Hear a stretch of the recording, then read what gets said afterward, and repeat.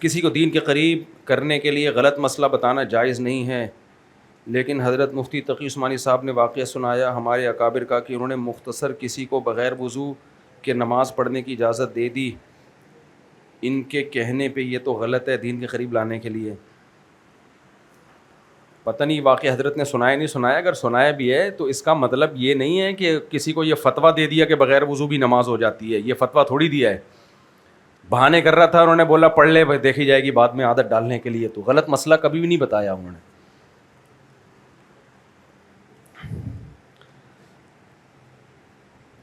حضرت مفتی تقی عثمانی صاحب کراچی میں رہتے ہوئے بھی جامع رشید حاضری نہیں دیتے بلکہ مولانا فضل الرحمان سے ملنے جاتے ہیں، اس کا مطلب یہ ہے کہ وہ آپ لوگوں کی طرف سے متفق نہیں ہیں۔ حضرت مفتی تقی عثمانی صاحب کئی بار حضرت مفتی عبدالرحیم صاحب ان سے ملنے جا چکے ہیں، ملاقات ہوئی ہے۔ جب پاکستان جنگ جیتا تھا تو جو بنیان و مرصوص کانفرنس ہوئی تھی اس میں حضرت مفتی عبدالرحیم صاحب مفتی تقی صاحب ساتھ ہی تھے، دونوں نے ایک ساتھ ہاتھ بلند کیا تھا۔ منفیت پھیلانا چاہو نا، ابھی پورا بیان اسی پہ ہوا ہے تو پھر پھیلاتے رہو بیٹھ کے۔ ابھی حضرت مفتی رفیع عثمانی صاحب کے بیٹے کے ساتھ پوڈ کاسٹ کی ہے جامع رشید نے، حضرت مفتی رفیع عثمانی صاحب کے بیٹے کے ساتھ دارالعلوم کرنگی میں جا کے پوڈ کاسٹ کی ہے، اور انہوں نے بڑی اچھی ماشاءاللہ پوڈ کاسٹ چلی ہے وہ۔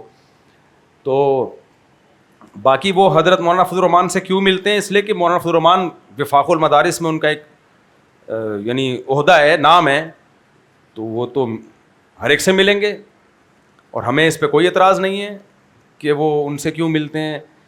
مولانا فضل الرحمان سے تو مفتی عبدالرحیم صاحب بھی ملے تھے، ابھی ایک ویڈیو نہیں وائرل ہوئی تھی، اور بڑے آرام سے گلے ملے ہیں آپس میں۔ اچھا میں تم لوگ کو ایک بات بتاؤں، کئی دفعہ سوچ رہا تھا کہ بتاؤں لیکن میں نے کہا نہیں بتا رہا، لیکن اب موقع آ گیا تو بتا دوں۔ یہ آپ کو علماء دیوبند میں یہ خاصیت نظر آئے گی، آپ ہسٹری اٹھا کے دیکھ لو، جتنا بھی لڑ لیں بالآخر یہ آپس میں بیٹھ جاتے ہیں، دل میں نہیں رکھتے، جتنا بھی لڑ لیں۔ یہ میرا مقصد دیوبندی بریلوی یہ نام لے کے میں کبھی بیان نہیں کرتا دیوبندی ایسے تو فلانے ایسے، بھائی اسلام ہے سب کے لیے ہے، لیکن اب ایک چھاپ تو لگا دی ہے نا لوگوں نے، یہ علماء دیوبند تو یہ فلانے علماء دیوبند فلانے علماء ہوتے ہیں، بس جو بھی دین کے عالم ہیں عالم دین ہے، لیکن لوگوں نے ایک چھاپ لگا دی ہے۔ تو ایک سمجھانے کے لیے بتا رہا ہوں کہ جن علماء کی نسبت دیوبند کی طرف ہے نا، ان میں بڑے بڑے اختلافات اس سے پہلے ہوئے ہیں اور پھر دوبارہ بیٹھ جاتے ہیں یہ۔ تو اس لیے عوام کو میں یہ کہہ رہا ہوں کہ اگر کوئی کسی عالم کو فالو کر رہا ہے اور اس عالم کا دیکھ رہا ہے کہ کسی دوسرے عالم سے اختلاف ہو رہا ہے اور زبانی چپکلش بھی ہو رہی ہے، تو بالکل دوسرے کے خلاف زبان مت چلاؤ، یہ دونوں کل بیٹھ کے چائے پی رہے ہوں گے اکٹھے۔ اس سے بڑے اختلاف ہوئے ہیں پاکستان بننے کے بارے میں، مولانا حسین مدنی تو اس کے قائل تھے بننا ہی نہیں چاہیے پاکستان، حضرت مولانا اشرف علی تھانوی اس کے قائل تھے کہ بننا چاہیے پاکستان۔ جب بن گیا ہے نا تو حضرت مولانا حسین مدنی نے پاکستان کی حمایت کا اسی وقت اعلان کر دیا، اور دلیل یہ دی کہ مسجد بننے میں تو اختلاف ہو سکتا ہے کہ بنی جائے کہ نہیں، جب بن جائے تو پھر اس کا احترام مسجد کی طرح لازم ہے۔ ابھی انڈیا میں کسی نے ایک ویڈیو چلائی ہے کہ دیکھو مولانا حسین احمد مدنی تو پاکستان بننے کے خلاف تھے اور ہم حسین احمد مدنی کی اولاد میں ہیں، یقیناً خلاف تھے، لیکن جب بن گیا تو پھر خلاف نہیں تھے، پھر خلاف نہیں تھے وہ تو۔ اور آپ کو سب سے کم اختلاف اگر نظر آئیں گے نا علماء دیوبند میں نظر آئیں گے، باقیوں میں آپ ذرا گھس کے دیکھو تو صحیح، جو ہو رہا ہے نا وہ بیان کرنے کے قابل نہیں ہے۔ یہاں جب یعنی ایسے ایسے ہم نے علماء دیوبند میں اختلاف دیکھے، لیکن تھوڑے دنوں کے بعد وہ ایسے کافور ہوتے ہیں، آدمی حیران ہوتا ہے کہ یار یہ کل کیا کر رہے تھے۔ تو اس لیے عوام ان چکروں میں نہ پڑے تو بہتر ہے۔ کسی کے پاس جایا جاتا ہے نا تو جانے سے پہلے فیصلہ کیا جاتا ہے میں کیا لینے جا رہا ہوں۔ آپ ڈاکٹر کے پاس کیا سوچ کے جاتے ہو؟ جنت کیسے جانا ہے یہ سیکھنے جا رہا ہوں، بھائی میں علاج کرنے جا رہا ہوں۔ آپ جا کے ڈاکٹر کو فوکس کرو گے کہ میری بیماری کا علاج یہاں سے مل رہا ہے کہ نہیں مل رہا۔ آپ یہ نہیں دیکھو یہ ڈاکٹر دوسرے ڈاکٹر کے بارے میں کیا کہہ رہا ہے، اس کے گھر میں بیوی کے ساتھ کیسا جھگڑا چل رہا ہے، محلے والے بھائی ڈاکٹر ایکسپرٹ ہے، شوگر اسپیشلسٹ ہے، میری فلاں کی شوگر کنٹرول ہوئی ہے، میری بھی یہ کنٹرول کر دے گا، اس کو فوکس کرتے ہو آپ۔ تو علماء کے پاس جب آیا جاتے، علماء کے پاس، عین آج کل بڑا گاڑا نکل رہا ہے، علماء کے پاس جب آیا جاتا ہے تو دین سیکھنے کے لیے، حلال و حرام سیکھنے کے لیے، تزکیہ کرنے کے لیے آیا جاتا ہے. یہ تزکیہ مل رہا ہے ٹھیک ہے, نہیں مل رہا تو بھائی کیا کرنا ہے وہاں بیٹھ کے. تو آپ نے اس سلسلے میں علماء سے تعلق رکھنا ہے, باقی ان کو کرنے دو اختلافات. انسان جو جب دنیا میں آیا تو اختلافات اس کے ہوں گے, یہ ہو نہیں سکتا کہ اختلافات نہ ہوں, اور بعد میں یہ بیٹھ جائیں گے آپس میں. وہ ایک پنڈی میں ایک مولانا صاحب ہیں, مفتی اسماعیل تورو, کئی سال پہلے ان کے پاس جانا ہوا, گپ شپ ہوئی ان سے, کافی مشہور ہیں وہاں پہ وہ. تو ایک دن کہنے لگے کہ مفتی صاحب سب سے کم جھگڑے دیوبندیوں میں ہیں. اور پھر انہوں نے مجھے پورا, کیونکہ پنجاب میں رہتے ہیں نا, تو پنجاب کا سروے کیا, انہوں نے بتایا پھر کیا کیا لڑائیاں ان لوگوں کی باقیوں کی آپس میں ہوتی ہیں. تو انہوں نے کہا سب سے, اور سب کی نہیں ہوتی, ان میں بھی بہت سے محبت سے بھی رہتے ہیں, کوئی سارے کسی میں برے نہیں ہوتے, لیکن انہوں نے کہا کہ سب سے کم پھڈے کس میں ہیں, علماء دیوبند میں, اور وہ بھی ختم ہو جاتے ہیں. اور وہ پھر میں نے اس کا تجزیہ کیا, بعد میں یہ بات بالکل درست نکلی. اچھا ایک بات تو یہ ہو گئی, بات چل نکلی ہے تو تھوڑی سی گریوی لگا دوں. گریوی کا بھی انتظام ہوتا ہے نا. بریلوی علماء میں بہت سے علماء معتدل ہیں, میچور ہیں, جو تمام علماء کا احترام کرتے ہیں, سب سے ملنا چاہتے ہیں, لیکن وہ پتہ ہے کیا کہتے ہیں, ہم تو ملنا چاہتے ہیں لیکن ہم ملنے ہماری عوام نہیں چھوڑے گی ہم کو. کیونکہ بعض متشدد لوگوں نے عوام کا ذہن ایسا بنایا ہے کہ یہ دیوبندی گستاخ ہیں, ان دیوبندیوں کے پیچھے جو نماز پڑھے گا اس کا جنازہ نہیں ہوگا, وہ مرتد ہو کے مرے گا, یہ وہابڑے ہیں, یہ فلانے. وہ اتنے شدت پسندی پیدا کر دی ہے کہ اب ان میں جو میچور علماء ہیں بریلویوں کے, جو چاہتے ہیں کہ یار محبت سے ملے بیٹھیں, چھوڑو یار پھڈے مڈے کیا اختلافات, وہ ٹھیک ہے جو اپنے مسلک پہ عمل جس کو کرنا ہے, ربیع الاول جس کو منانا ہے منائے, نہیں منانا نہیں منائے, باقی چیزیں تو کامن ہے نا. وہ خود کہتے ہیں ہم چاہتے ہیں بیٹھیں, لیکن ہم بیٹھ گئے نا ہماری پبلک نہیں چھوڑے گی, ہم کو مار ڈالے گی ہم کو. ایک بریلویوں کے بڑے مولانا ہیں, ہانگ کانگ گئے. اب ہانگ کانگ کی ایک مسجد ہے, وہاں امام صاحب ہمارے مدرسے سے فارغ ہیں. ان امام صاحب نے مجھے خود سنایا واقعہ کہ گورنمنٹ کا لا وہاں پر یہ ہے, پہلے کچھ اختلافات ہوئے تھے کہ گورنمنٹ نے لا بنایا کہ جو اس مسجد کا امام ہے نماز وہی پڑھائے گا, اس کے علاوہ کوئی اور نہیں پڑھائے گا. اب جو مولانا صاحب وہاں گئے, ان کی خواہش تھی کہ پڑھ لیں بھائی انہی کے پیچھے, لیکن پبلک کی وجہ سے نا, پبلک نہیں چھوڑے گی کہ دیوبندی کے پیچھے نماز کیوں پڑھ لی. وہ اتنا بڑا پھڈا ہوا مسجد میں, الگ جماعتیں ہوئی ہیں, وہ ایک الگ جماعت وہ الگ. بہرحال کچھ لوگوں نے نا اپنی عوام کی ایسی تربیت کر دی ہے کہ اب عوام ان کے ہاتھ سے نکل چکی ہے, اب وہ واپس لانا بھی چاہیں نا تو نہیں لا سکتے. کچھ اسکالرز نے نفرتوں کا ایسا ماحول پیدا کر دیا ہے کہ اب اگر وہ محبت پیدا کرنا چاہیں تو لوگ انہی کو نہیں چھوڑیں گے. تو ہر طبقے میں, اہل حدیثوں میں, دیوبندیوں میں, سب اہل حدیثوں میں تو پھر بھی بہت زیادہ اعتدال ہے, وہ تو ملتے ہیں, وہ پرواہ نہیں کرتے. لیکن ہمارے جو بریلوی بھائی ہیں نا, ان کے کچھ میچور علماء ہیں جو اتنی شدت ان میں نہیں ہے, وہ ملنا بھی چاہتے ہیں, بیٹھنا بھی چاہتے ہیں, سب کو ساتھ لے کے چلنا چاہتے ہیں, لیکن وہ یہ کہتے ہیں کہ بھائی ہماری پبلک, ایک تصویر بھی آ گئی نا ہماری پبلک نہیں چھوڑے گی. یہ مارکیٹ میں یہ چل رہا ہے. لیکن اللہ کا شکر ہے ہم کسی کے ساتھ بھی بیٹھ جائیں ہماری پبلک نہیں برا کہتی, ہماری پبلک نہیں برا. ہم نے مفتی منیب کے پیچھے نماز پڑھی نا جہاز میں, وہاں جو شپ پہ گئے تھے, ہماری پبلک نے میں کسی نے گالیاں نہیں دی ہم کو. تو اہل حدیثوں سے تو ویسے ہی ملتے ہیں ہم. تو یہ آپ کو سب سے زیادہ اعتدال نظر آئے گا علماء دیوبند میں. اور میں بار بار کہتا ہوں علماء دیوبند فرقہ نہیں ہے, ان کو دیوبند اس لیے کہا گیا کہ مقابلے میں جو ایک مسلک وجود میں آیا تھا اس سے فرق کرنے کے لیے. اب مقابلے میں کیا آیا میں نام نہیں لیتا, پھر وہ فرقہ واریت کی باتیں ہوتی ہیں. ورنہ بھائی علماء دیوبند تو وہی جو صحابہ تابعین تبع تابعین سے منہج چلا آ رہا ہے, پھر وہ فقہ حنفی کی شکل میں مرتب ہوا, اسی کو صدیوں سے فالو کرتے آ رہے ہیں. کوفہ میں امام ابو حنیفہ کے شاگردوں نے فقہ حنفی کو مرتب کیا, اور یہ 2 صدی ہجری کا کام ہے. جب وہ مرتب ہو گیا تو دنیا بھر میں وہ پھیلا. تو وہی پھر مجاہدین جب ہندوستان آئے, انہوں نے ہندوستان فتح کیا, اسلامی حکومتیں قائم ہوئی ہیں, تو اسی وقت فقہ حنفی ہی آیا یہاں پہ قانونی طور پر. اسی فقہ حنفی کو ہم فالو کر رہے ہیں. اور کوئی نئی چیز مارکیٹ میں آئے گی تو پھر وہ دیوبندی کرے, بریلوی کرے, اہل حدیث کرے, جو بھی کرے غلط ہے. وہ سمجھ آ رہی ہے بات کہ نہیں آ رہی؟ اس لیے میں جب بیانات کرتا ہوں تو دیوبندیوں کے مسائل کا دفاع کبھی بھی نہیں کرتا میں، کہ دیوبندی کوئی فقہ ہی نہیں ہے بھائی.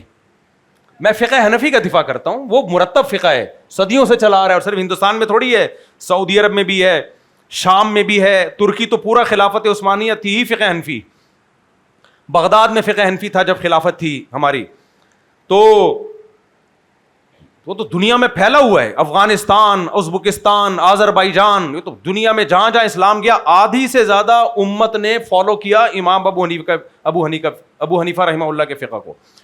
تو اس لیے دیوبندیوں میں بھی کوئی فقہ حنفی سے ہٹے گا تو ہم اس کو بھی پابند کرتے ہیں. جیسے اجتماعی دعا کے بارے میں کہتا ہوں کہ یہ فقہ حنفی میں نہیں ہے، دیوبندیوں میں ہے یہ، اس لیے میں اس کا دفاع نہیں کرتا بھائی. میں کیا گئے تو ایسے تو مارکیٹ میں چیزیں آتی رہیں گی، ہم کوئی یہ تھوڑی کہ ہر چیز غلط چیز کو سیدھا کرتے رہیں بیٹھ کے ہم. تو اس لیے آپ کو سب سے زیادہ اعتدال نظر آئے گا، اور جتنا بھی یہ لڑل مڑل ہے نا آپس میں بیٹھ جاتے ہیں.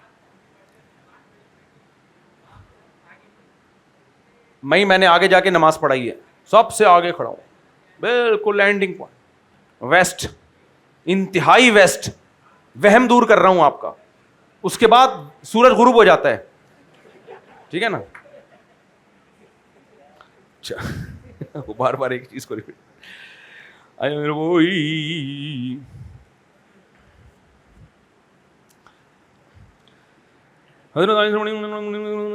آہستہ پڑھیے گا.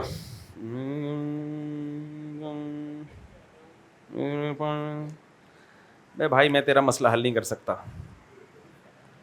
ابا کا کیس ہے نا، ابا کو کون سمجھا سکتا ہے. آپ سمجھ گئے، کوئی ایسی چھپی ہوئی بات نہیں ہے، سب کا جو کامن کیس ہے، شادی کرنا چاہتا ہوں ابا نہیں کرنے دے رہے، بس یہ کیس ہے، یہ کامن کیس ہے. مفتی صاحب میرا نام ارسلان ہے الحمدللہ. پچھلے سال میری بیٹی جس کا نام پتہ نہیں کیا لکھا ہوا ہے جو اوئے ہوئے یہ کہہ رہے ہیں پچھلے سال 14 اگست پہ ہوائی فائرنگ ہو رہی تھی جس سے میری بیٹی گولی لگنے سے شہید ہو گئی.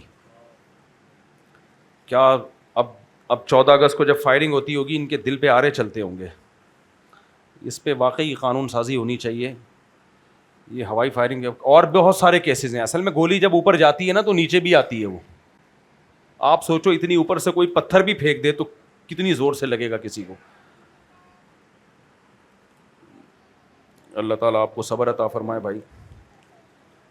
میاں اور بیوی کے درمیان اگر کسی بات پہ اختلاف ہو جائے تو ان کی اور کسی وجہ سے بستر الگ ہو تو کتنے عرصے میں ملنا ضروری ہے؟ کہہ رہے ہیں میاں بیوی میں کسی بات پہ اختلاف ہو جائے اور اس جھگڑے میں بستر الگ کر دیں، وہ الگ الگ سو رہے ہوں، تو کتنے عرصے میں ضروری ہے کہ ساتھ سوئیں جب اختلاف ختم ہو جائے؟ نہیں کوئی بات، انجوائے کریں، الگ الگ سو رہے ہیں، انجوائے کریں. کیا خیال؟ یہ تو خوش قسمتوں کو نصیب ہوتی ہے یہ ایسی الگ سو، لائف کو انجوائے کریں. ایک میاں بیوی میں جھگڑا ہوا تو بات چیت بند ہو گئی. اب ظاہر ہے میاں بیوی کو بہت ساری چیزوں میں ضرورت بھی پڑتی ہے ایک دوسرے کی. اب الارم والی گھڑی خراب تھی تو شوہر کو صبح 8 بجے جانا تھا، تو اس نے پرچے پہ لکھ کے دیا بیوی کو کہ مجھے صبح 8 بجے اٹھا دینا. ٹھیک ہے بھائی. صبح اس کی 11 بجے آنکھ کھلی، وہ غصہ آیا تو دیکھا لکھا ہوا ہے 8 بج گئے ہیں اڑ جائیں. کتنی سکون کی زندگی گزر رہی ہے کہ نہیں گزر. ایک آدمی ڈاکٹر کے پاس گیا، کہتا ہے ڈاکٹر صاحب میری بیوی جب کچھ بولتی ہے مجھے سنائی نہیں دیتا. تو اس نے کہا یہ تو اللہ کی بہت بڑی نعمت ہے. مفتی صاحب 5 ٹائم کی نماز اگر امام کے پیچھے پڑھی جائے تو کیا ہر رکعت میں خاموش رہیں گے؟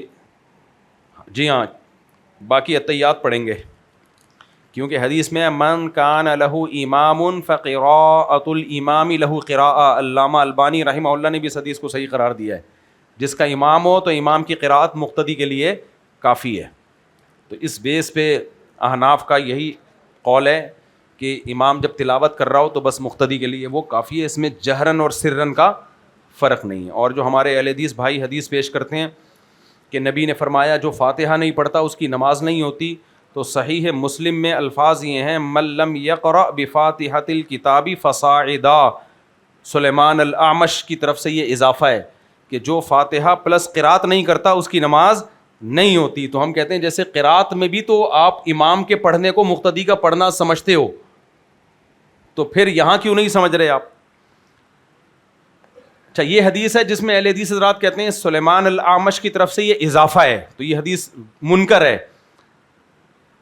محدثین کا اصول ہے زیادۃ الثقۃ مقبولۃ, ثقہ راوی کوئی اضافی چیز بیان کرتا ہے وہ مقبول ہے, اور یہ وہ واحد حدیث ہے جس کے بارے میں امام مسلم نے صراحتاً کہا کہ یہ صحیح حدیث ہے. حالانکہ امام مسلم نے ہر حدیث کے بارے میں نہیں کہا, بس شروع میں کہہ دیا میں مسلم میں جو حدیث لاؤں گا صحیح ہوں گی. یہ وہ حدیث ہے جب امام مسلم سے پوچھا گیا کہ سلیمان نے تو اس میں ایک الگ سے اضافہ کیا ہے کہ جو قرات بھی نہیں کرتا, تو امام مسلم نے فرمایا ترید احفظ من سلیمان, تمہیں سلیمان سے بڑا حافظ چاہیے. یعنی حافظ کا اضافہ, دیکھو ہمارے حافظ صاحب نے کتنے اضافات کر لیے کہ نہیں کر لیے, چھوڑو تم لوگ بچے ہو. امام مسلم نے فرمایا ترید احفظ من سلیمان, تمہیں سلیمان سے بڑا حافظ چاہیے. یعنی حافظ علم حدیث کی اصطلاح میں کہتے ہیں جو الفاظ کو خوب اچھی طرح ضبط کرتا ہو. مطلب سلیمان الاعمش نے جب یہ اضافہ ایڈ کیا ہے اس کا مطلب یہ اضافہ ٹھیک ہے. تو حافظ کا اضافہ, تو اب ہمارے حافظ صاحب کیا کیا اضافات کر رہے ہیں, امام مسلم نے کہا کہ صحیح ہے, میرے بیان سے کوئی یہ نکال سکتا یہ کیا ہے. میں نے ایک ویڈیو میں دیکھا ڈاکٹر اسرار احمد کا بیان جس میں انہوں نے کہا کہ پاکستان کے جھنڈے کو سلام کرنا خصوصی ترانے میں کھڑے ہونا شرک ہے. وہ ان کی رائے تھی, انہوں نے مبالغتاً ایسا کہہ دیا. ایسا نہیں ہے, جھنڈے کو کسی بھی انسان سے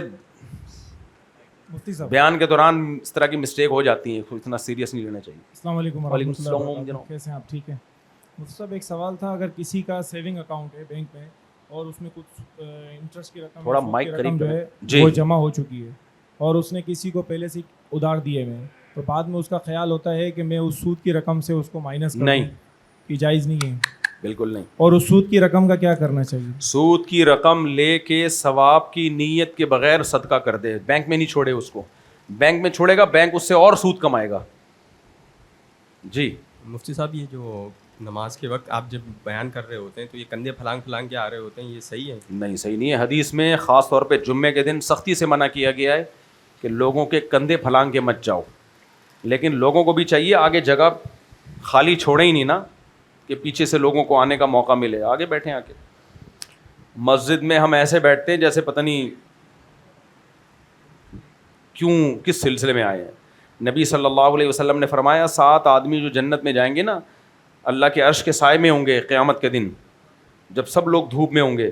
تو ان 7 میں ایک وہ بھی ہے رجل قلبہ معلق بالمساجد, جس کا دل مسجد میں اٹکا ہوا ہو. تو عادت ڈالنی چاہیے مسجد میں جانے کی, اس سے بڑھاپا بڑا خاندانی گزرتا ہے. یہ جو آپ لوگ کو بوڑھے لوگ نظر آ رہے ہوتے ہیں نا مسجد میں پہلی صف میں آ کے بیٹھے ہوتے ہیں, ان میں ایک بھی ڈپریشن کا مریض نہیں ہوتا.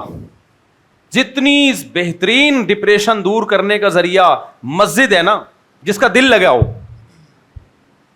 تو بڑھاپے میں صفے میں آ کے بیٹھے ہوتے ہیں وہ. آپ دیکھیں, میں تو دیکھتا ہوں اپنی مسجد کے نمازیوں کو, مجھے پتا ہے ان کی لوکیشن یہ ہے, جگہ یہ ہے, 20 سال سے وہاں بیٹھ رہے ہیں اور نماز سے 15-20 منٹ پہلے آگے بیٹھ جائیں گے. ان کو کیوں, گھر گئے ہیں تو ان کا فوکس کہاں ہے؟ مسجد. تو یہ وہ لوگ ہوتے ہیں جنہوں نے جوانی میں مسجد سے دل لگایا ہوتا ہے. تو ابھی جوانی میں ہی لگا لو میرے بچے دل مسجد سے. ورنہ میں اپنی والدہ کا قصہ سناتا ہوں نا, ہماری والدہ 2 سال کے لیے پیرالائز ہو گئی تھی, تو دماغ کام نہیں کرتا تھا, تو نہ کچھ سمجھ میں آتا تھا نہ کچھ بول پاتی تھیں. لیکن میرے بھائی جب سورہ یاسین پڑھتے ہیں نا, تو سورہ یاسین کا جو رکوع کا آخری لفظ چھوڑتے تو والدہ کی زبان سے وہ لفظ نکل جاتا تھا. السلام علیکم. یہ پشاور اسٹیشن کا بچہ لگ رہا ہے میرے بھائی, کے پی کے اسٹیشن کا ہے بھائی. کس کا ہے؟ آپ کا بیٹا ہے ماشاء. کون سا اسٹیشن ہے؟ کراچی اسٹیشن نہیں ہے, یہ کراچی اسٹیشن نہیں, اٹک. صحیح ہے ماشاء اللہ, بیٹھو. چلو. السلام علیکم.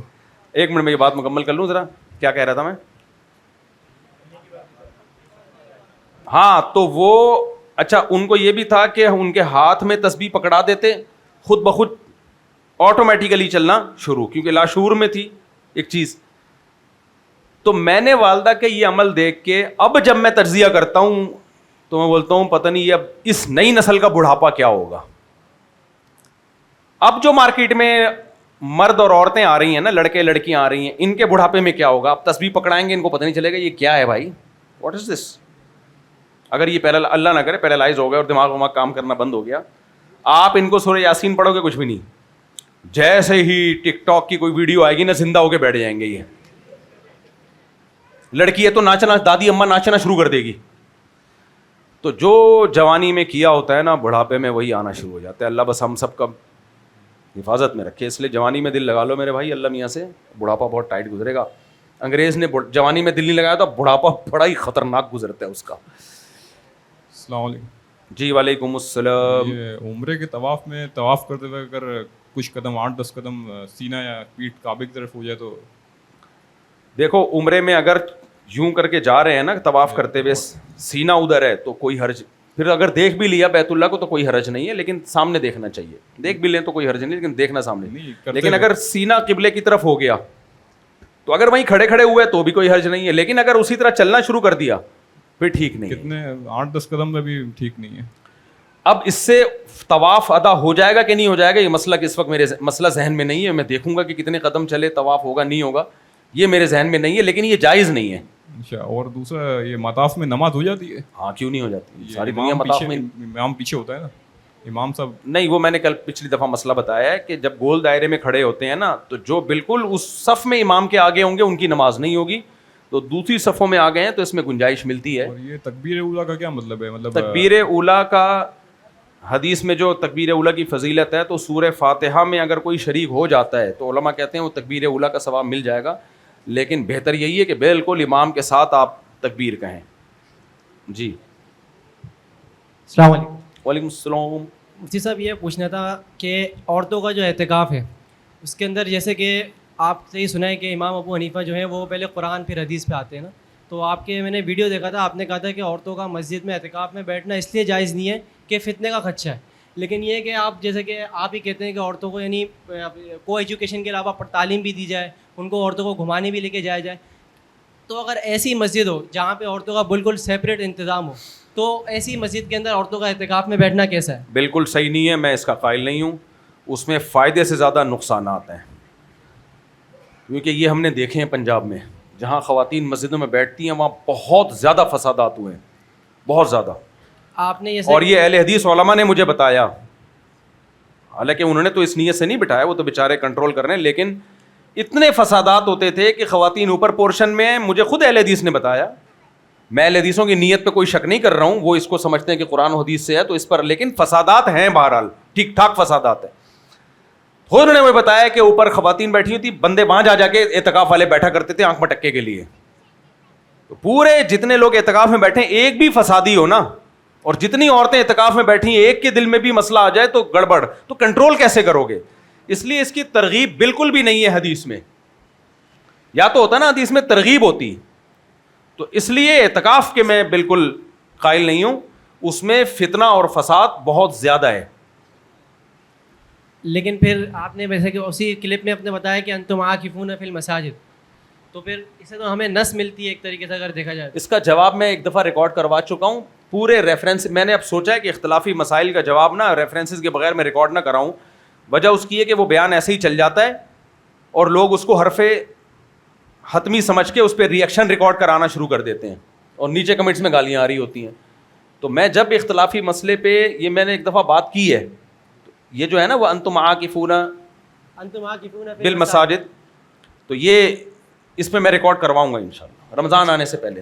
اچھا, ابھی آپ جیسے کہ بیان کر رہے تھے نا, تو آپ نے ایک بات کری, میں مائک تو کھلائے نہیں, آپ نے ابھی ایک بات کری نا ایک ادنا سے, اس کے تحت میں بتا رہا ہوں کہ آپ نے کہا تعاملو کا الاخوان, آپ نے کہا تعاشرو کا الاخوان تعاملو کا الاجانب, یہ حدیث میں آیا. حدیث میں نہیں آیا, میں نے یہ نہیں کہا. اچھا, میں نے یہ نہیں کہا کہ یہ حدیث میں آیا ہے. اب میرا بیان دوبارہ سنیں, یہ حدیث میں نہیں ہے. اللہ, چلو بھائی ڈبل. السلام علیکم. بسوں میں ہوتا تھا ملتان ہے, سنا ہے کبھی؟ پنجاب میں بسوں میں سفر کرو نا تو جو ملتان والی بس ہے کیسے حوالہ کرتا, ملتان ہے بس. کنڈکٹر کبھی تمیز سے کوئی جملہ نہیں بولتا. کبھی دیکھا کنڈکٹر کو؟ ہمیشہ ٹیڑھے میڑھے کر کے ہی بات کرے گا, وہ مستی میں ہوتا ہے ہر وقت. اور یہ جو لوگ چیزیں بیچ رہے ہوتے ہیں یہ بھی کبھی تمیز سے نہیں بیچتے. کرارے پاپڑے اڑے کو گھمائے گا آگے جا کے. پاپڑ اتنا کرارا نہیں ہوگا جتنا بولنے کا اسٹائل اس کا کرارا ہوگا. گرم انڈے ایسے بولتے ہیں نا, یہ کبھی بھی اسٹیشن پہ یہ نہیں بولے گا گرم انڈے, ہاٹ ایکس کوئی بھی نہیں خریدے گا. ایسا گھمائے گا کہ بندہ کہے گا لے دے لے آ بھائی, حالانکہ وہ بالکل فریج سے نکلے ہوئے ٹھنڈے انڈے ہوں گے. تو یہ نا یہ ایک دنیا ہے, یہ ایک ادب ہے, یہ ایک نئی لینگویج ہے جس کا ڈکشنری میں کوئی تذکرہ نہیں ملتا. یہ 3 ڈبے والے جو ہوتے ہیں نا کباڑ والے, کیسے آوازیں نکال رہے ہوتے ہیں. ہاں بھیا ڈبل اے. السلام علیکم. جی وعلیکم السلام. مفتی صاحب یہ ایک سوال یہ تھا کہ جو بینک میں اگر سیونگ اکاؤنٹ ہو میزان بینک میں, اس سے جو پروفٹ ہے وہ جائز ہے. جائز ہے. اسلامک بینک کا پروفٹ جائز ہے. تو پھر میں نے کہیں سنا تھا کہ بینک سے گاڑی لینا مطلب حرام ہے, مطلب جو سودی بینک ہیں ان سے گاڑی لینا جائز نہیں ہے, اسلامک بینک سے جائز. لیکن اگر دیکھا جائے تو میزان بینک اور یہ جو میزان بینک سے اسلامک بینک ہے اور جو سودی بینک کہہ لیں آپ, جو سودی بینک کا پروسیس جو ہے مطلب جو پروسیجر ہے وہ زیادہ اچھا ہے اس میں کہ اسلامک بینک ہے. وہ اسلامک بینک کہتا ہے کہ ہم جو آپ سے پلینٹی لیتے ہیں نا وہ چیریٹی کرتے ہیں, لیکن میں نے کسی سے سنا ہے کہ پلینٹی اسلام میں ہے ہی نہیں, حرام ہے. نہیں, پینلٹی چیریٹی کرتے ہیں تو اس سے وہ سود کی ڈیفینیشن سے نکل جاتی ہے. آپ نے صحیح سنا ہے, اسلام میں پینلٹی نہیں ہے, واقعی نہیں ہے, پیسوں کی جرمانہ نہیں ہے. لیکن امام مالک سے یہ قول لیا گیا ہے مجبوری میں, کیونکہ اور کوئی حل ہے ہی نہیں لوگوں سے ٹائم پہ پیسے نکلوانے کا. تو اب شریعت یہ تو نہیں کہے گی نا کہ معاملات ہی چھوڑ دو بالکل. لیکن تو ایسے موقع پہ فقہا کے اختلاف سے فائدہ اٹھایا جا سکتا ہے کہ امام مالک کا قول یہ ہے کہ اگر کوئی شخص آپ کے پیسے ٹائم پہ نہ دے تو آپ اس سے ایگریمنٹ یہ کروا سکتے ہو کہ تم اتنے روپے صدقہ کرو گے جرمانے کے طور پہ. گویا وہ منت مان لی ہے اس نے ایک طرح سے کہ میں اتنے پیسے صدقہ کروں گا تاکہ وہ ٹائم پہ پیمنٹ دے. تو اب وہ صدقہ آپ کے ذریعے بھی ہو سکتا ہے. تو وہ گویا کہ کلائنٹ نے ایک منت مان لی ہے, اور یہ مالی جرمانہ بھی اس لیے نہیں کہلائے گا کہ یہ اس کی جیب میں تھوڑی جا رہا ہے جو لے رہا ہے. یوں سمجھو کہ اس نے کہا ہے کہ میں نے ٹائم پہ پیسے جمع نہیں کرائے تو اللہ کے لیے مجھ پر اتنے صدقہ کرنا لازم ہے گویا کہ تو یہ صدقہ واجب ہو جائے گا, یہ اس کو مالی جرمانہ بھی نہیں کہا جا سکتا. دوسری بات یہ تھی کہ لیکن میں نے کسی سے پوچھا تھا, انہوں نے مجھے بولا کہ مطلب سودی بینک جو ہے الفلاح ہو گیا اور وغیرہ وغیرہ, یہاں سے گاڑی لینا صحیح ہے بنسبت کے میدان سے. میں نے لینی نہیں ہے, لیکن مجھے کسی نے بولا تھا تو میری اس سے کافی بحث ہوئی اس بارے میں. لیکن دیکھو کبھی بھی جو جس چیز کا ایکسپرٹ نہ ہونا اس سے بحث ہی نہیں کرو. مجھے بھی لوگ ملتے ہیں وہ بالکل اسلامی معاملات میں ان کو سود کے معاملات میں مہارت نہیں ہوتی, اتنا دماغ کھاتے ہیں, ان کو بات سمجھانا ایسے ہوتا ہے جیسے اونٹ کو رکشے میں بٹھانا. تو پھر میں چپ ہو جاتا ہوں, وہ چپ ہی نہیں ہوتے. جو جس چیز کا ماہر نہیں, میں اس سے بات کروں کیوں اس بارے میں, اس کو سمجھ میں آنا بہت مشکل ہے سمجھانا اس کو. تو اس لیے جو ایکسپرٹ ہے نا, اور یہ جو کہتے ہیں دیکھا جائے تو اسلامک بینک اور سودی بینک میں کوئی فرق نہیں ہے, نہ دیکھا جائے تو فرق ہے, جب دیکھا نہیں جائے تو پھر فرق نہیں ہے. میں یہ نہیں کہہ رہا جب ظاہری طور پر ایک ہی جیسے لگتے ہیں, لیکن جب دیکھو گے نا اندر ڈیپ میں جا کے تو بہت فرق ہے. میں یہ نہیں کہہ رہا کہ فرق ہے, میں یہ کہہ رہا ہوں کہ وہ جو بینک الفلاح ہے نا وہ پینلٹی لیتا ہے, لیکن میں نے سنا ہے, مجھے پتا نہیں ہے, لیکن میں نے سنا ہے کسی سے کہ وہ آپ کو ریسپٹ دیتا ہے چیریٹی کی. جو وہ مطلب جو پینلٹی وہ لیتا ہے نا, میزان آپ کو سلپ نہیں دیتا جو چیریٹی کرتا ہے, وہ الفلاح آپ کو چیریٹی کی سلپ دے دیتا ہے. کیونکہ میں نے سنا ہے کہ آپ چیریٹی اپنے ہاتھ سے کرو تو وہ نہیں مانتا نا میزان. اچھا, اگر الفلاح بینک جو اسلامی ونڈو ہے اس کی پھر تو ٹھیک ہے, کیونکہ چیریٹی تو اسلامی بینک ہی لے گا نا. الفلاح بینک کی اگر کوئی اسلامی ونڈو ہے پھر تو ٹھیک ہے, اور یہ اچھی بات ہے کہ چیریٹی کی سلپ بھی دے دیتا ہے. تو پھر میزان بینک پہ یہ اعتراض کریں کہ چیریٹی کی سلپ کیوں نہیں دیتا, یہ اعتراض بنتا ہے. لیکن ہم نے اس کی بھی تحقیق کی ہے, تو ہم نے دیکھا ہے کہ جتنی چیریٹی ہے اس کے ایک ایک روپے کا حساب ہوتا ہے. کروڑوں روپے کی چیریٹی مختلف ٹرسٹ میں جاتی ہے, مدرسوں تک میں بھی جاتی ہے. ہاں اگر میزان بینک اس کا خیال کرے کہ پرسنل ہر شخص کو بھی سلپ دینا شروع کر دے تو اور زیادہ اچھی بات ہے, یہ زیادہ اعتماد والی. ہم 3 دوست آئے تھے یہاں پر, تو دوسرا دوست مجھے میسج کر رہا ہے کہ آپ سے ریکویسٹ کریں کہ اس کو شادی کے لیے کنونس کر لیں. کون ہے یہ نہال, یہ کم سے کم یہ ساتھ بیٹھا ہوا ہے, دوسرا دوست پیچھے بیٹھا ہوا ہے. لیکن باریک آدمی انکل مفتی صاحب یقین مانے یہ اس کے گھر والے بھی اس کو بہت بولتے ہیں. پہلے یہ 20 سال میں یہ بولتا تھا کہ میں نے کرنی ہے, اب وہ بولتے تو کہتا میں نے نہیں کرنی. اتنا خوش قسمت آدمی جس کے گھر والے بول رہے ہیں کر لے بھائی. شادی کے بعد تھوڑا وزن بھی بڑھ جاتا ہے آدمی کا, تھوڑا ہیلدی ہو جاؤ گے. السلام علیکم. ابھی تو چینی ڈال کے چائے میں گھما دو آپ کو چائے. ہاں مذاق کر رہا ہوں, ناراض نہیں ہونا. اتنے باریک ہو अस्सलाम चाय वालेकुम। में चीनी डाल के चम्मच ना मिले, इन्हीं को घुमा दो आप। हजरत वाला थोड़े मोटे हो जाओगे जब शादी करोगे ना। मैं इससे भी ज़्यादा बारीक था, मैं इतना बारीक था, या तकरीबन इतना ही था, बहुत बारीक आदमी था। मेरी 2014 की कोई पुरानी वीडियो देख लो तो कुर्सी नज़र आ रही होती थी, मैं बैठा हुआ नज़र नहीं आता था उस पर। जिनकी नज़र कमज़ोर है उनका नज़र नहीं आता था। मैं इतना बारीक था और मेरा इतना दिल चाहता था मैं मोटा हो जाऊँ, होता ही नहीं था मोटा। फिर मैं जब हज पे गया हूँ ना 2013 में, सॉरी 2012 तक दुबला था, 13 में मैं हज पे गया, 2 महीने रहा, फिर वहाँ की खुराकें खाई हैं तो मैं फिर मोटा हुआ, 75 किलो का होके आया था मैं 2 महीने में। लेकिन उस वक्त मुझे अंदाज़ा हो गया दुबला ही ठीक था।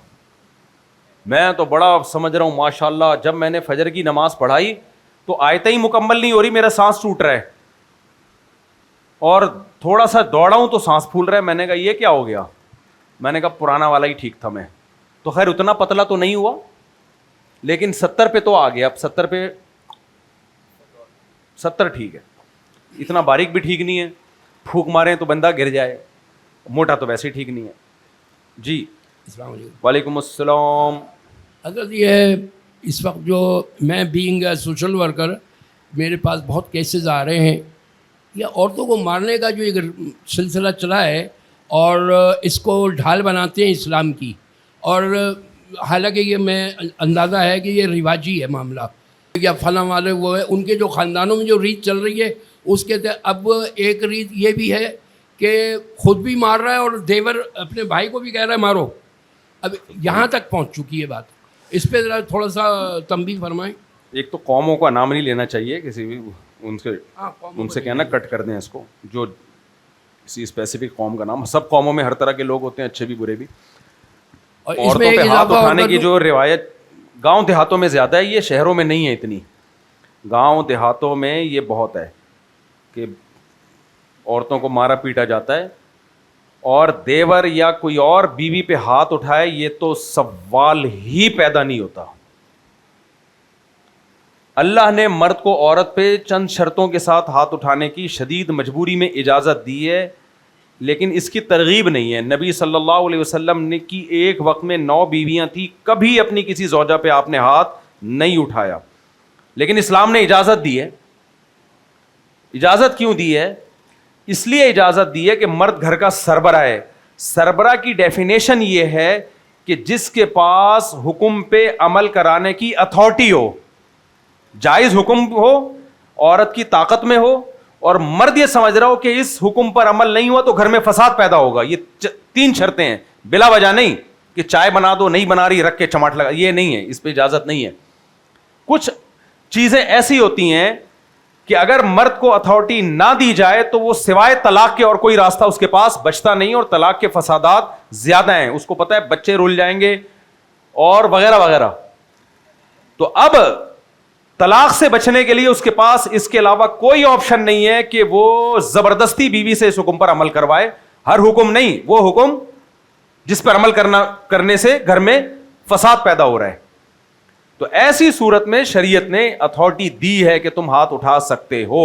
अब ये लिबरल लोग तो इस पे बहुत बातें करते हैं, लो भाई इस्लाम ने इजाजत दे दी। भाई तुम लोगों के यहाँ मियाँ बीवी के रिश्ते में और गर्लफ्रेंड बॉयफ्रेंड के रिश्ते में कमबख्तों कोई फर्क ही नहीं है, तो तुम्हें ये चीजें समझ में नहीं आएंगी। ये तुम्हारे लेवल से ऊपर की चीजें। तुमने बुढ़ापा कुत्ते के साथ गुजारना है, तुम्हें क्या के तलाक होती है नहीं होती, तुम्हें क्या है? तुम्हारी बीवी ने कुत्ते के साथ बुढ़ापा गुजारना है, तुमने बच्चे तुम्हारे होते नहीं है। इसलिए इस्लाम तो फैमिली सिस्टम पे बिलीव करता है, खानदानी एक खानदान है, परंपरा है, रिवायात हैं। तो इसलिए इस्लाम ने हाथ उठाने की तरगीब नहीं दी है, हत्तल इम्कान बर्दाश्त। लेकिन कुछ ऑर्डर्स ऐसे हैं कि बीवी अगर उनको फॉलो नहीं करती तो इस्लाम को पता है ये डिवोर्स की तरफ जाएगा, तो इसलिए मर्द को इजाजत दी है कि आप जबरदस्ती उस हुक्म पर अमल करवा सकते हो। इसलिए ये बिल्कुल ऐसा ही है। देखो, सरबरा का होना जरूरी है घर में। कोई स्टेट सरबरा के बगैर चल सकती है? बोलो, कोई भी स्टेट सरबरा के बगैर नहीं चल सकती, तो घर भी सरबरा के बगैर नहीं चल सकता। घर का ये लोग जब एतराज करते हैं ना, इस्लाम ने इजाजत दी है, तो हर एतराज का जवाब स्टेप बाय स्टेप दिया जाता है। सबसे पहला सवाल ये करें कि क्या कोई स्टेट सरबरा के बगैर चल सकती है? नहीं। तो घर भी एक छोटी सी स्टेट है, वो भी सरबरा के बगैर नहीं चल सकता।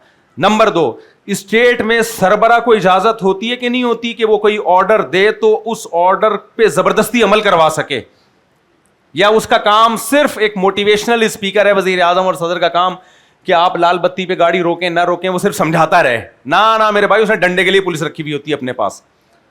तो ऐसे ही घर में भी ये जरूरी है कि कोई सरबरा हो ताकि फैमिली सिस्टम टूटे नहीं। तो वो सरबरा या तो बीवी को बनाया जाता या मर्द को बनाया जाता। औरत को अगर बनाया जाता तो मर्द उसकी सरबराही नेचुरली कबूल नहीं करता, क्योंकि अल्लाह ने ताकत मर्द को दी है। तो हमेशा सरबरा ताकतवर को बनाया जाता है, जिसके पास पावर हो। तभी मैं एक बात बार बार कहता हूं जो हमारे लोगों को समझ में नहीं आती। कमजोर हुकूमत जो नेक हो ना, ईमानदार हो, वो कंट्री नहीं चला सकती। करप्ट जो पावरफुल हो वो फिर भी चला लेगी, नुकसान दोनों का होगा। इसलिए हमारी राय में जो बादशाही निजाम है ना, वो इस जमहूरी निजाम से 100 गुना ज्यादा बेहतर है। बादशाह 4-6 गलतियां कर रहा होगा लेकिन ऑर्डर चलता है उसका, जहां वो समझेगा गलत हो रहा है डंडे से खत्म कर देगा। जमहूरियत में ये नहीं होता। जमहूरियत में ये होता है, उसको पता है 5 साल के लिए मैं आया हूं और इख्तियारात भी मेरे पास नहीं है। यही नहीं, हम अब देखो, हम लोग कराची में जब बात करते हैं हमें ये नहीं पता ये सड़क बनाना है किसके जिम्मे, गटर का ढक्कन किसके जिम्मे है, वो कहते हैं मेरे जिम्मे नहीं। आप 5 साल तो आवाम को ये समझने में लग जाते हैं कि ये शोबा किसका है। तो इसलिए इस्लाम में हाकिम का तस्वुर क्या है? पावर हो।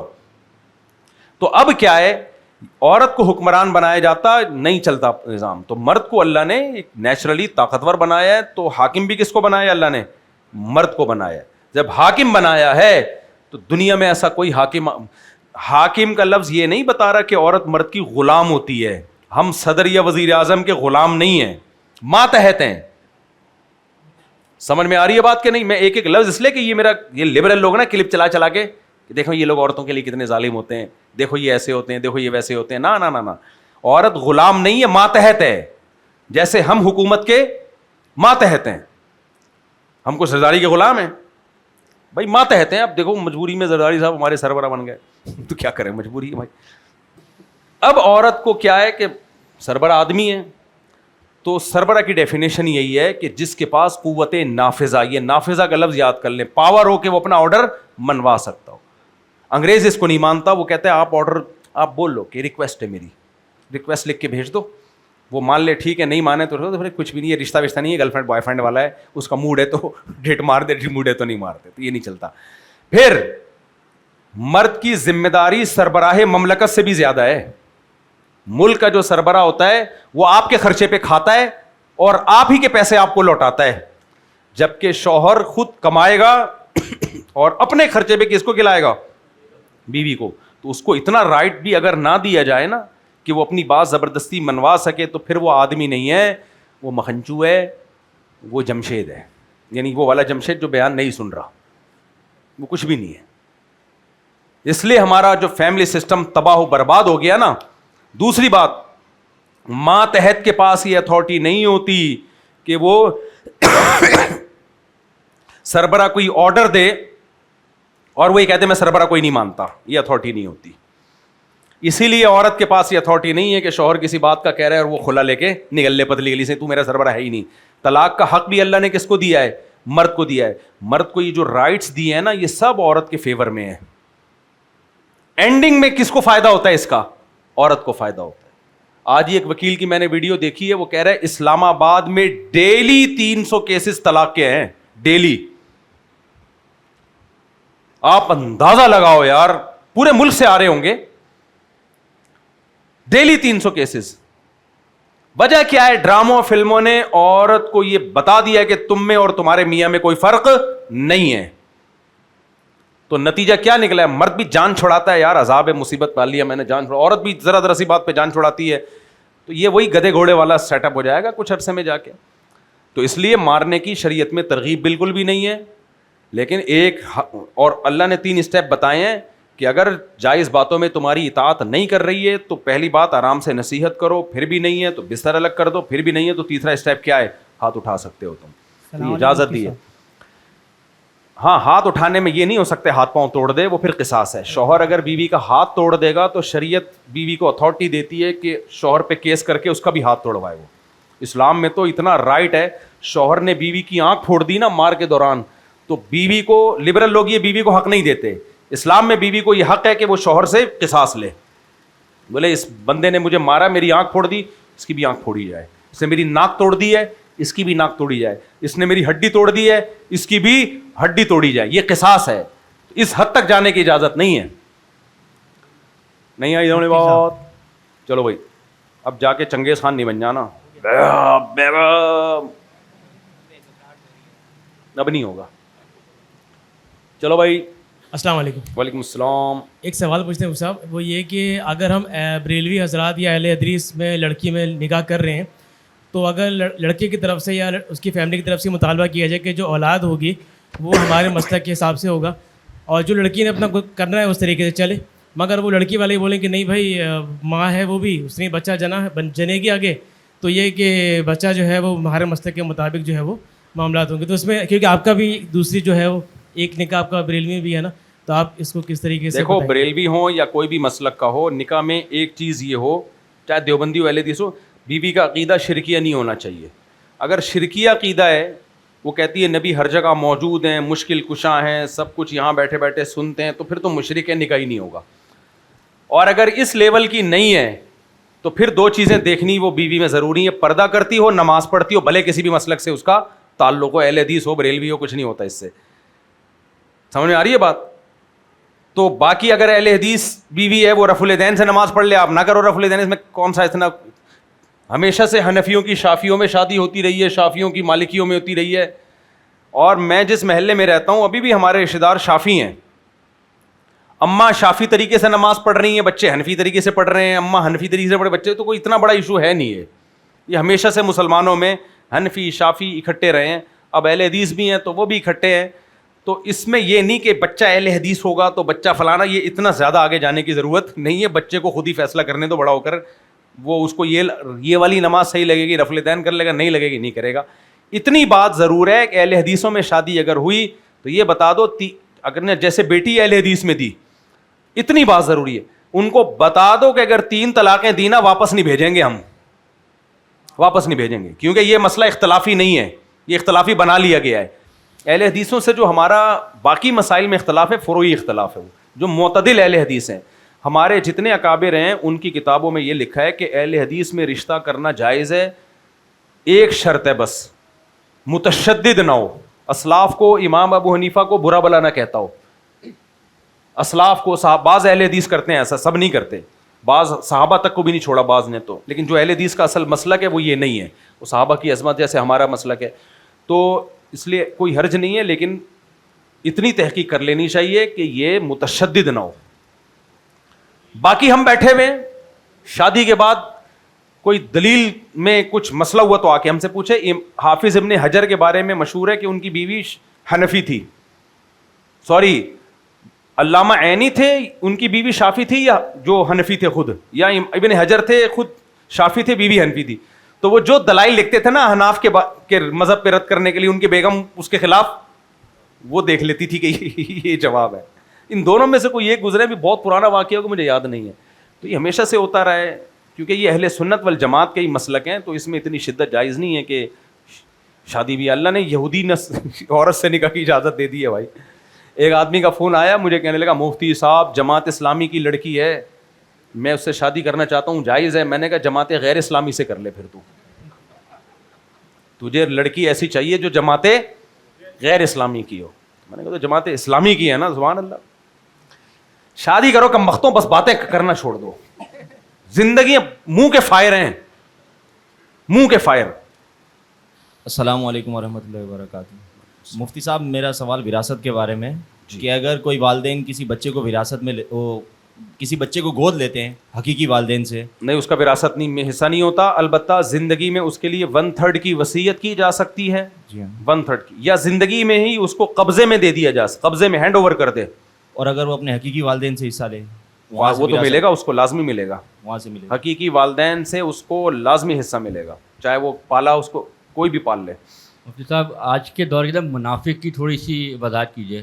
اس لیے ایک تو کہتے ہیں منافق جو اس اول دور میں تھے, وہ جو دین کا لبادہ اوڑھتے تھے اور منافق تھے. آج کے دور میں منافق کسے کہیں گے ہم؟ دیکھیں there are two types of منافق, دو قسمیں منافق کی. ایک عقیدے کا منافق, وہ اپنے آپ کو کافر کہتا ہے, کافر سمجھتا ہے, لیکن پبلک کے سامنے نہیں, بند کمرے میں یا اپنے دوستوں میں کہتا ہے بھائی میں کافر ہوں, میں مسلم ہوں, پبلک میں آ کے کہتا ہے میں مسلم ہوں. یہ والے منافق نبی کے دور میں تھے اور اللہ نے وحی کے ذریعے نبی کو بتائے. اس دور میں یہ والے منافق مارکیٹ میں بہت کم ہیں. دوسرا منافق ہے عمل کا منافق, یہ ہول سیل کے حساب سے بھرے ہوئے ہیں, باتیں کچھ اور ہیں اور عمل کچھ اور ہے. جہاں مفاد نظر آیا ادھر کو لڑک گئے, یہ عمل کا منافق ہے. اور اس کی 4 علامتیں نبی صلی اللہ علیہ وسلم نے بتائی ہیں. بات کرے گا جھوٹ بولے گا, سچ بولے گا تو پکڑا جائے گا. نمبر 2, وعدہ کرے گا, اسی وقت دل میں نیت ہوتی ہے کہ میں نے وعدہ خلافی کرنی ہے, جھوٹ بول رہا ہوتا. اور وَإِذَا اؤْتُمِنَ خَانَ, جب اس پہ امانت رکھوائی جائے, کوئی اعتماد کیا جائے, کسی بات کا اعتماد کہ یہ کسی کو بتانا نہیں, یا پیسے دے کے اس اعتماد کو ٹھیس پہنچائے گا. اور وَإِذَا خَاصَمَ فَجَرَ, جب کسی سے اس کی کسی بات پہ ڈیبیٹ ہوتی ہے تو دلائل کو فوکس نہیں کرتا, ذاتیات پہ آتا ہے, گالیاں زیادہ دیتا ہے اس میں وہ, کیونکہ دلائل تو ہے نہیں, دلائل کی دنیا میں ہارنا ہے. تو لہذا سامنے والے کی اوقات یاد دلاتے رہنا اور جھگڑا کرتے رہنا تاکہ لفڑے میں پڑ جائے معاملہ. تو یہ 4 علامتیں نبی صلی اللہ علیہ وسلم نے منافق کی بتائی ہیں, جو میرا خیال ہے ہم سب میں ہول سیل کے حساب سے اللہ معاف فرمائے پائی جاتی ہیں. چلو بیٹے بھلیا آخری سوال لے لیتے ہیں, 1-2 بس. مفتی صاحب, اگر کسی بچے کو ایڈاپٹ کریں اور پھر اس کا ویزا وغیرہ کا پروسیس کریں تو کیا اس سچویشن میں بھی اپنے نام پہ نہیں اپنا نام نہیں ڈال سکتے؟ اللہ نے صاف لفظوں میں منع کیا ہے. بچے کی ولدیت کے خانے میں اس کا اوریجنل باپ ہی آئے گا. ویزا لگوانا کوئی ایسی شرعی ضرورت نہیں ہے. ہاں بھوک سے کوئی مر رہا ہو خدا نہ خواستہ, وہ ایک الگ بات ہے, لیکن ایسا ہوتا نہیں ہے. تو بالکل ولدیت میں جو اوریجنل باپ ہے وہی رہے گا, اس کا نام چینج کرنا کبیرہ گناہ ہے. اچھا, آپ نے بتایا تھا کہ قبر اگر پرانی ہو جاتی ہے تو اس میں پھر دوسرے مردہ دفنا سکتے ہیں, 10 سال ہو جائے قبر, 10 سال کم از کم. تو اس میں کوئی ایسی قید نہیں ہوتی کہ کوئی مرد ہے, عورت ہے, یا غیر خاندان کا ہے, کچھ اس میں کوئی فرق نہیں پڑتا. میت کی اگر ضرورت ہو, بلا ضرورت نہیں کرنا چاہیے نا ایسا. جب دوسری جگہ خالی پڑی ہوئی تو اسی قبر میں کیوں دفنا رہے ہو بھائی؟ تو اگر ضرورت پڑے, بعض دفعہ اتنی چھوٹی جگہ ہوتی ہے کہ نہیں اب میت کو دفنانے کی جگہ, تو 10 سال قبر کو اگر ہو گئے ہیں تو پھر اس میں مردے کو دفنایا. اس طرح پرانی اگر کوئی ہڈیاں ہیں تو اس کو کنارے پہ رکھ دیا جائے اور نیا مردہ دفنا دیا جائے. جنت البقیع میں تو ایسا ہوتا رہتا ہے. مدینہ کا جو قبرستان ہے وہ تو ایک ایک قبر میں پتہ نہیں کتنے لوگ ہیں. ہاں کچھ قبروں کے جب وہ کھوتے ہیں تو اس میں میت صحیح سالم نکلتی ہے. بہت سے ایسے قبریں ہیں جو میت کے جسم کو مٹی نے کھایا ہی نہیں ہے. یہ کرامت ہوتی ہے بعض دفعہ. اگر کسی کی خواہش ہو کہ کوئی کہہ کہ بھائی میرے والد صاحب کی قبر میں مجھے اگر جگہ مل جائے اسی پہ دفنا دیا جائے, یا کوئی حرج نہیں ہے اس میں. کسی کی خواہش ہے کہ مجھے میرے والد صاحب کی قبر کے ساتھ دفنا دیا جائے, میری بیوی کی قبر کے ساتھ دفنا دیا جائے, تو کوئی حرج نہیں ہے اسی قبر اگر یہ عملی طور پر آسانی سے ممکن ہو تو اس کی خواہش پہ عمل کرنا چاہیے. حضرت عمر نے کہا تھا مجھے پیغمبر کے ساتھ دفنایا جائے, ان کی خواہش تھی نا, اور کیسی خواہش اللہ نے پوری کی ہے. جو ابو بکر عمر کو برا کہتا ہے نا, کتنا بڑا بدبخت ہے. اللہ نے اپنے نبی کے پہلو میں صرف 2 بندوں کو جگہ دی ہے, ایک ابو بکر اور ایک عمر. اب ختم ہو گیا بس معاملہ. قصہ کیا کر دیا اللہ نے, ختم کر دیا. جتنے درود و سلام پیغمبر کی قبر پہ پڑھے جا رہے ہیں, ساتھ ساتھ کس پہ بھی پڑھے جا رہے ہیں, ابو بکر و عمر. پھر بھی اگر کوئی ابو بکر عمر کو برا سمجھتا ہے تو کافر کا بچہ ہونا تو دور کی بات, وہ انسان کا بچہ نہیں ہے. کھوپڑی اس کا دماغ میں منفیت کا گوبر, بھوسا لفظ نہیں, منفیت کا گوبر بھرا ہوا ہے اس کے دماغ میں. چلو بھائی مفتی صاحب, اسلام میں بچے کو جب پیدا ہوتا ہے کھجور یا شہد دینے کی کیا اس کے پیچھے وہ ہے؟ ایک روایت ہے کہ نبی نے گھٹی دی تھی بس, کیونکہ ڈاکٹرز منع کرتے 6 مہینے سے پہلے بچے نہیں دینا چاہیے, کوئی سنت کوئی وہ نہیں ہے.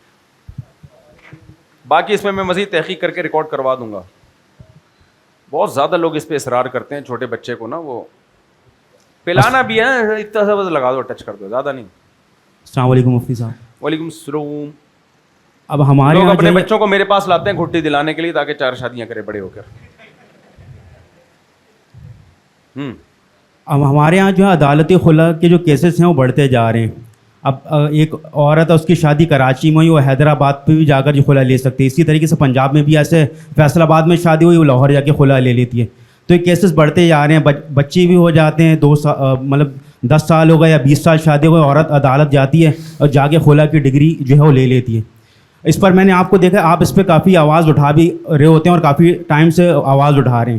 تو صرف اس کے علاوہ آپ کے علاوہ اور بھی تو علماء کی ذمہ داری ہے جو اس کے اوپر جو ہے آواز اٹھائیں یا جو ہے کورٹ میں جا کر اس معاملے کو کسی طریقے سے اس آرڈر کے پاس کرائیں جائے. کیونکہ مشرف کے دور سے پرویز مشرف کے دور سے پہلے جو عدالتی خلا کا جو نظام تھا وہ شریعت پہ تھا، مگر اس کی حکومت کے بعد سے یہ جو ہے وہ تو ہو نہیں سکتا ایسا کہ جو ہے علماء کرام اس کے اوپر کھڑے ہو کے، کیونکہ ہمارا خاندانی نظام واقعی میں تباہ و برباد ہو رہا ہے. عورت جو ہے دوسرے مرد سے شادی کر رہی ہے.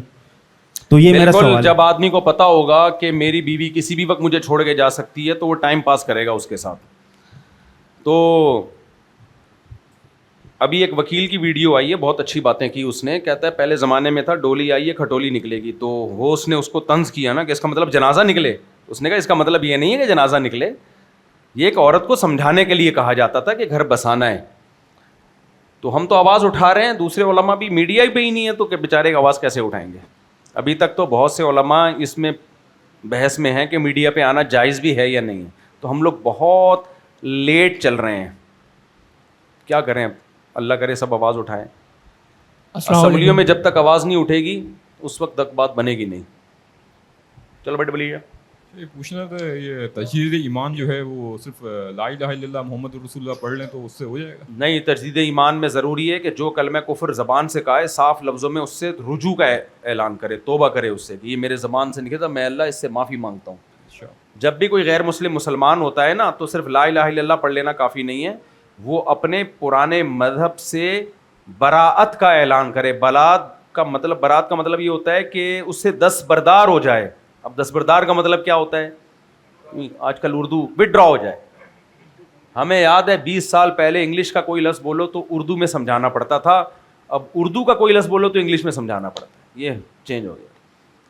اللہ ہدایت. اردو کو پروموٹ کرو میرے بھائی، بڑی پیاری خاندانی زبان ہے اردو. اردو کو ہلکا نہیں لو تم لوگ. کیا بات کی ہے شاعر نے، بات ہی یاد نہیں آ رہی. ہاں، سلیقے سے فضاؤں میں جو خوشبو گھول سکتے ہیں، سلیقے سے فضاؤں میں جو خوشبو گھول سکتے ہیں، ابھی کچھ لوگ باقی ہیں جو اردو بول سکتے ہیں.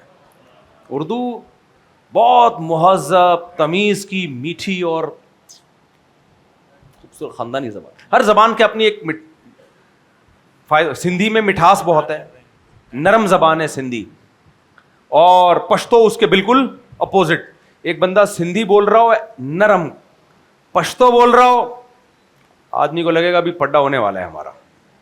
باقی پٹھانوں میں پھر پشتو میں ایک الگ کچھ چیزیں ہیں، غیرت اور یہ سب وغیرہ وغیرہ.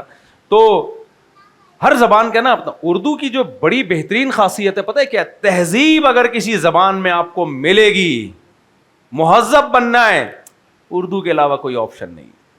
گھروں میں اردو چلا دو، دیکھو آئیے بیٹھیے جائیے لائیے. یہ باقی زبانوں میں اتنی تمیز ومیز نہیں ہے میرے بھائی، انگلش میں بھی نہیں ہے. حتیٰ کہ عربی بلاغت میں تو بہت آگے ہے، لیکن ادب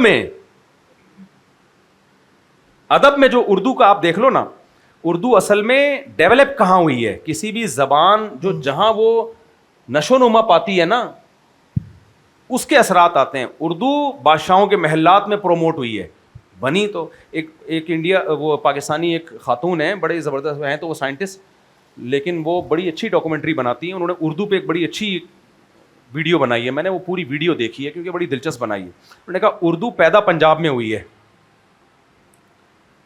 اردو کہاں پیدا ہوئی ہے؟ بڑی پرانی تاریخ انہوں نے بڑی ریفرنسز کے ساتھ. اردو پیدا پنجاب میں ہوئی، پھر جب یہ لکھنؤ گئی ہے نا تو چینج ہوئی ہے. وہاں بادشاہوں اور یہ جو دہلی ویلی جو ہمارے مغل بادشاہ ہوا کرتے تھے، میں نے بہادر شاہ ظفر کی شاعری دیکھی ہے برما میں جو لکھی ہے. تو اب جب یہ یہاں پروان چڑھی ہے نا تو وہ بادشاہوں والی تمام تہذیب اور آداب اردو میں آئے ہیں. اب دیکھو انگلش میں جب آپ کسی کو بولتے ہو تو یو، جاؤ کو بولو گے گو، عربی میں بھی ایسا ہی ہے. لیکن اردو میں آپ نے کسی کو کچھ کھلانا ہے، کھا، एक सीगा ये, यानी तेरा बाप भी खाएगा ये, खा। अच्छी चीज भी होगी, आपका दिल खाने को नहीं करेगा। थोड़ा उसमें और तहजीब डालनी है, खाओ, अभी भी दिल नहीं करेगा। हाँ, वो खाना इतना अट्रैक्ट कर रहा है तो आप कहोगे चलो इससे ऊपर का दर्जा है, थोड़े मजीद तेज खाएं। नहीं आई समझ बात? खाएं, आहा, फिर खाइए, फिर खाइए ना, आहा, करेले भी होगा, खा लेगा आदमी। तनावुल, ओहो, इधर आओ, तनावुल फरमाइए। माशाल्लाह माशाल्लाह, बैठिए, बैठिए ना, आइए ना, तशरीफ रखिए। फिर अरबी फारसी और इसमें तड़के लगाए जाए ना, अरबी और फारसी के तड़के लगा के ऐसे जैसे आपने टमाटर के और प्याज के तड़के लगा दिए और हरी मिर्च भी डाल दी उसमें, और फिर इंग्लिश से भी कुछ चीज़ें उर्दू ले रही होती है, उससे उर्दू में और चाशनी पैदा हो जाती है। तो इसलिए बहुत प्यारी ज़बान है मेरे भाई। मैं इसलिए नहीं कि मैं उर्दू स्पीकिंग हूँ, इस ज़बान की कदर करो। पंजाब वालों ने कदर की है हकीकत में, जितना उर्दू को प्रोमोट पंजाबियों ने किया ना, इतना उर्दू स्पीकिंग ने नहीं किया है। बड़े बड़े शायर सारे पंजाब में पैदा हुए और घरों में उन्होंने उर्दू को, ठीक है अपनी मकामी ज़बान भी ठीक है, वो भी पंजाबी भी मकामी भी होनी चाहिए, लेकिन उर्दू को उर्दू दानों ने इतना प्रोमोट नहीं किया जितना पंजाब ने किया है। तो इसलिए मेरे भाई, और दुनिया की बहुत बड़ी ज़बानों में से एक ज़बान है। वजह क्या है कि हिंदी भी असल में उर्दू ही है और उर्दू असल में हिंदी है। अंग्रेज कमबख्त ने जाते जाते ना ये दो टुकड़ों में तोड़ के चला गया उर्दू को। हिंदुओं को बोला तुमने इस रस्मुल खत में लिखना है और मुसलमानों को बोला तुमने अरबी रस्मुल खत में लिखना है। उससे दोनों रास्ते अलग होना शुरू हो गए। आप भाई उर्दू को हिंदी बोल दो या हिंदी को, इसी उर्दू को पुराने दौर में हिंदी कहा जाता था, हिंदी कहा जाता था। बाद में मुसलमानों ने इसका नाम उर्दू रख दिया, लेकिन ये वही हिंदी है और हिंदी उर्दू ही है, कोई फर्क नहीं है। अब आप देखो इंडिया पाकिस्तान की आबादी कितनी बड़ी है, दोनों की आबादी मिला के चाइना से ज्यादा है, 1 अरब से ज्यादा आबादी है। क्या बोल रहे हैं? हाँ, इतनी बड़ी आबादी उर्दू समझती है मेजॉरिटी। तो ये खासियत तो किसी जबान को हासिल नहीं है। और दूसरा, फैली भी कितनी है, 2 ही जबानें, 3 जबानें दुनिया में फैली हुई हैं, इंग्लिश, अरबी और उर्दू। बाकी कोई जबान दुनिया में ऐसे नहीं फैली। मिसाल के तौर पर जापान में गया हूं, जैपनीज, जैसे ही आप जापान का बॉर्डर क्रॉस करो जापानी बिल्कुल फारिग हो जाता है, एक लफ्ज उसे किसी जबान का समझ में नहीं आता। और पूरी दुनिया में आपको जैपनीज मिलेंगे भी नहीं कहीं, इल्ला माशाल्लाह। चाइना क्रॉस करो, चाइनीज खत्म। लेकिन एक जबान इंग्लिश है, एक अरेबिक है और एक उर्दू है। आप बॉर्डर क्रॉस करो फिर भी उर्दू। लोग हमसे पूछते हैं ना आपके पूरी दुनिया में सफ़र क्यों होते हैं, कौन, लोग समझते हैं मैं पिकनिक मनाने जाता हूँ। अभी कल किसी ने, मैंने कहा था ना मैं सफ़र पे जा रहा हूँ, नीचे गया मैं मौलवी के मज़े हैं घूमने फिरने। भाईजान घूमने फिरने नहीं जा रहे होते, हम तबलीगी दौरे होते हैं हमारे। तो अब सवाल पैदा होता है, मुफ्ती तारिक मसूद नॉर्वे क्या लेने जा रहा है, जर्मनी क्यों जा रहा है मुफ्ती तारिक मसूद, क्या वहाँ भी एक ससुराल है छुपा के तो नहीं रखा हुआ? मुफ्ती तारिक मसूद फ्रांस क्यों जा रहा है, ये तो उर्दू स्पीकिंग है। असल में तो हम पठान है ना, हमारे जो DNA वो, क्योंकि इंडिया में भी पठान थे। तो कल मुझसे एक पठान ने पूछा आप असल में क्या, मैंने कहा DNA के लिहाज से पठान हूँ, ज़बान के लिहाज से क्या हूँ, उर्दू। तो उसने कहा क्या मतलब? मैंने कहा खोपड़ी पठानों वाली है, ज़बान उर्दू वाली है। यानी घूमने के एतबार से जो खोपड़ी हमने रखी हुई है वो अल्हम्दुलिल्लाह अब तक पठानों वाली, DNA चूँकि वही है, ज़बान हमारी क्या है, उर्दू है। तो अब क्या है कि भाई सवाल पैदा होता है, मुफ्ती तारिक मसूद तो उर्दू स्पीकिंग है, ये नॉर्वे क्यों जा रहा है, ये जापान में क्या करने जा रहा है, ये पेरिस में क्या करने गया हुआ था, आज़रबाईजान में क्यों गया हुआ था, उज़्बेकिस्तान में क्यों गया हुआ था। भाई हर जगह होल सेल के हिसाब से उर्दू स्पीकिंग आपको मिलेंगे। फिर बांग्लादेश में भी बहुत हिस्से में उर्दू समझी जाती है। नेपाल से कल एक दोस्त हमारे चंद हफ्ते पहले मिलने आए, उन्होंने कहा, मैंने कहा आप उर्दू कैसे कह रहे हैं, नेपाल में बहुत जगहों पे उर्दू समझी जाती है जिसको वो हिंदी कह देते हैं। तो इतनी बड़ी फैली हुई ज़बान, हमारे हुक्मरानों ने कैसा बेड़ा गर्क किया इसका यार।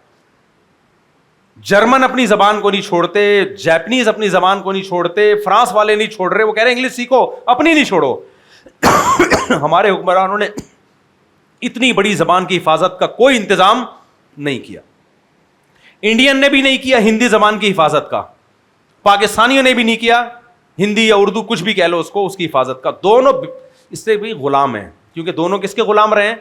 अंग्रेज़ों के। तो इतनी बड़ी ज़बान थी, हिंदुओं को चाहिए था हिंदी की हिफाजत करते, हमें चाहिए था उर्दू की हिफाजत करते, जो एक ही हैं दोनों, लेकिन चूंकि ग़ुलामी में इतना टाइम गुजार लिया तो इतनी बड़ी और इतनी प्यारी ज़बान, बड़ी से ज़्यादा क्या है, प्यारी ज़बान है, बेड़ा ही गरक कर दिया मिलजुल के।